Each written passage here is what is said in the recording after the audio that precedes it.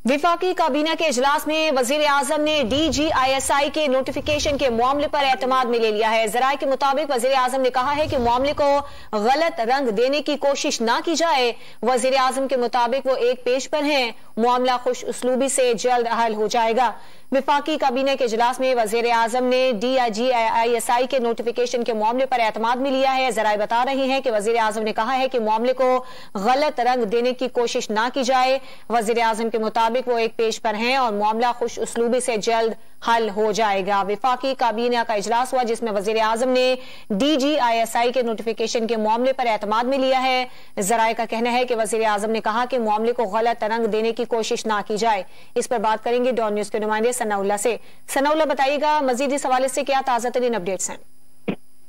देखिए, काबीना का आज इजलास हुआ है और जो जराये बता रहे हैं काबीना इजलास में आज जो फौज में हालिया तबादले हुए हैं जिसमें सबसे अहम DGISI की तब्दीली है, उस पर तफसीली बातचीत हुई है और वजीर आजम ने काबीना के अरकान को एतमाद में लिया है। और जो जराये बता रहे हैं वजीर आजम ने कहा है कि ये इशू इस किस्म का नहीं है जिसको बनाया जा रहा है। फौज में और हुकूमत के दरमियान मुकम्मल हमआहंगी है और इसमें कोई तनाज़ा नहीं है। ये मामला पहले से तयशुदा है, इसमें किसी किस्म की कोई इबाहम नहीं है और इसको नोटिफिकेशन को एक इशू बनाया जा रहा है। इसके साथ आज काबीना में MQM के जो अमीनुल हक हैं वफाकी वजीर, उन्होंने कई मामला उठाए हैं। डॉक्टर कदीर खान के हवाले से, मरहूम के हवाले से उन्होंने कहा है कि इस्लामाबाद एयरपोर्ट को उनके नाम से मंसूब किया जाए और बाज़ इमारतें भी उन्होंने कहा उनके नाम से मंसूब की जाए।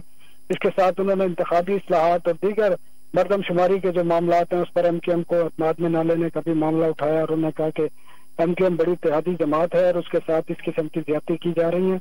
इसके साथ डॉक्टर अब्दुल कदीर खान के लिए फातह खानी भी की गई है। काबीना ने आज जो एक राइट्स हंगामों से निपटने के लिए एक फोर्स बनाने की एक तजवीज थी, उसकी असूली मंजूरी दी है, लेकिन साथ में काबीना में दोबारा ये समरी आएगी और उसमें ट्रेनिंग का जो एक मामला है वो भी शामिल किया जाएगा। अफगान शहरियों के लिए जो वीजा फीस थी वो भी काबीना ने खत्म करने की मंजूरी दी है। जी सनाउल्लाह, आपका बहुत शुक्रिया तफसीलात के लिए। ताज़ा तरीन वीडियोस के लिए हमारा YouTube चैनल सब्सक्राइब करके बेल आइकन प्रेस करिए ताकि आपको मिले हर अपडेट सबसे पहले।